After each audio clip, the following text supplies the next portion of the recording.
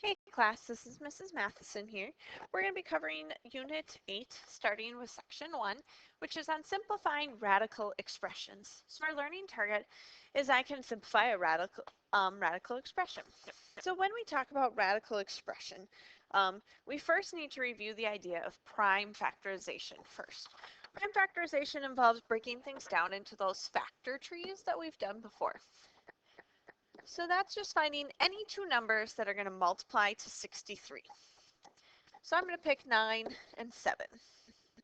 Okay, 7 is prime, so I can't break it down any further.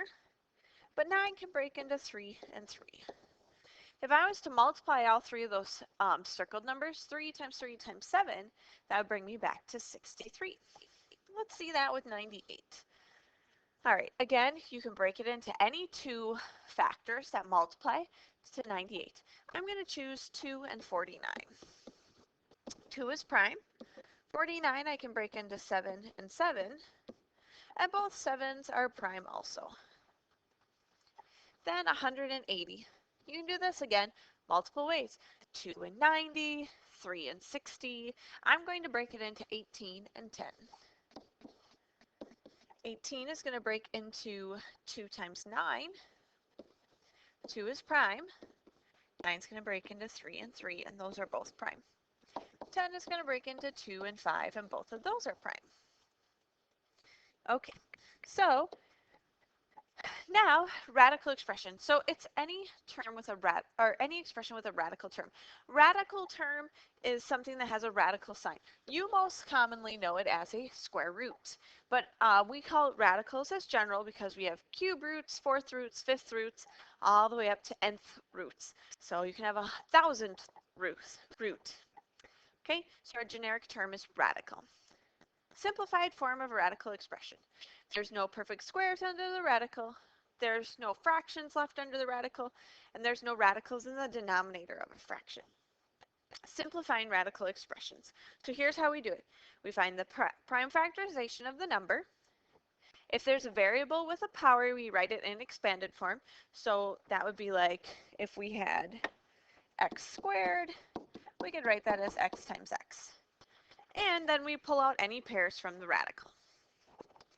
Let's go ahead and try some of these. So we're going to start off here with 50. Again, you can break it into any two terms that you want. 5 and 10, 2 and 20, or 2 and 25, and I chose 2 and 25. 2 doesn't break down its prime. 25 is going to break into 5 and 5. Now when I break these down, I'm looking for things that multiply back to my original number that I'm breaking down from. Okay, so I'm going to write all those terms underneath a square root. Now I'm looking for any pairs that I have. So a pair is a grouping of two numbers. When I have a grouping of two numbers, I'm going to pull them out. So I'm going to write, oh, blue, can you guys see that? Let's change it to a yellow. I'm going to write one of them on the outside, and the other one goes away. So we're left with 5 square root of 2. So if you have any pairs, you pull one of them out, because really what's happening over here is 5 times 5 is 25, and we're taking the square root of 25, which is 5. That's where this number comes from. All right, let's go ahead and look into the next one, 48. I'm choosing to break it into 4 and 12. I'm going to give us a little more space here. 4 is going to break into 2 and 2. 12, what multiplies to 12? 3 and 4, 2 and 6. Let's go with 3 and 4. 3 is prime, doesn't go any further, but 4 breaks into 2 and 2. All right, I like to write them under the radical from smallest to biggest. So I have 1, 2, 3, 4 2's and a 3. Again, I'm looking for any pairs. I have one pair of 2, another pair of 2. Now I'm going to pull out a 2 from this pair and a 2 from this pair. And I'm left with my square root of 3 because we don't have any pairs. Now, I have to ask myself, is this 22 or 2 times 2? Well, think about it back in the square root sign. They are being multiplied, so they are again being multiplied outside of the radical. So we end up with 4 square root of 3. Let's do one more like this Actually, I'm going to leave problem 6 for you. I want you to do problem 6, and guess what? Yes, you'll see it on your Schoology quiz. So you try problem 6. Okay, let's move to the back side of this first page of notes. And now we're going to throw in those variables. So remember that it said that you're going to write the variables out. So we have x to the 4th. So that means I have 4 x's. Now we follow the same idea. I'm looking for pairs. I have 2 pairs of x's. So I have 1x from that pair and an x from that pair, and they are multiplied. And I don't have anything left underneath the square root symbol because there's no other things. So this just gives me x squared. So sometimes when we simplify, you can actually get rid of that radical sign. Okay, let's try the next one. 4 is going to break into 2 and 2. So we have 2, 2, and then b to the 3rd is 3 b's.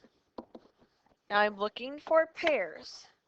I have a pair of 2's, I have a pair of b's. So I have a 2 on the outside times a b, and then this one's left underneath. I can't go any further, so this is simplified. Let's see another one. Okay, 75. Now that's bigger, so I'm just going to do prime factorization on the outside. I'm going to break that into 3 and 25, and 25 into, 5 and 5. Okay, so now I can go ahead. I have a 3, 2 5's. All right, I have x squared, so that involves 2 x's, and I have y to the 3rd. 1, 2, 3. All right, so again, we're looking for pairs.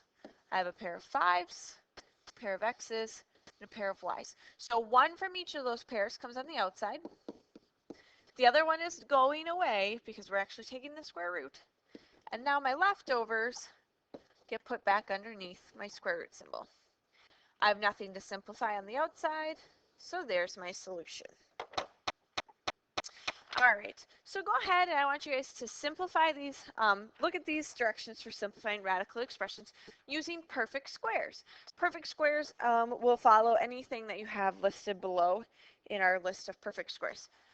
So we're going to determine the largest possible perfect square that divides into the number.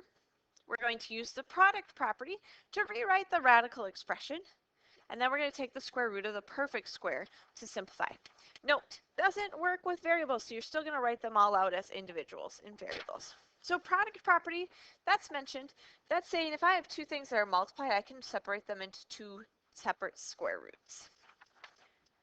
Go ahead, pause the video here, take time, list out all these perfect squares. You're going to benefit from knowing these, okay? All right, so I have 24. Square root of 24. Now I could go and I could take the square root or take 24 and break it down with prime factorization. Absolutely, that will still work every single time. But if you are familiar with those perfect squares, you can look for the largest perfect square that multiplies into 24.